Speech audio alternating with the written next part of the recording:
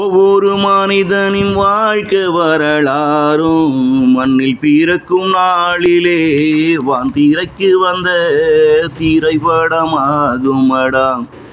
ஒவ்வொரு மனிதனின் வாழ்க்கை வரலாறும் மண்ணில் பிறக்கும் நாளிலே வான்திரைக்கு வந்த திரைப்படமாகுமடா.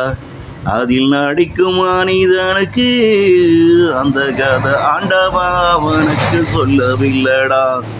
அவன் உள்ளிருக்கும் நடிகனான ஆன்மாவுக்கு ஆண்டவனும் சொல்லிவிட்ட கதை தானடா. ஆன்மாவும் மனமோ மாமியாரு மருமக போல, அது எப்போதும் சேர்ந்து வாழ போவதும் இல்லை. ஆன்மாவும் மனமோ மாமியாரு மருமக போல, அது எப்போதும் இங்கு சேர்ந்து வாழ போவதும் இல்லை.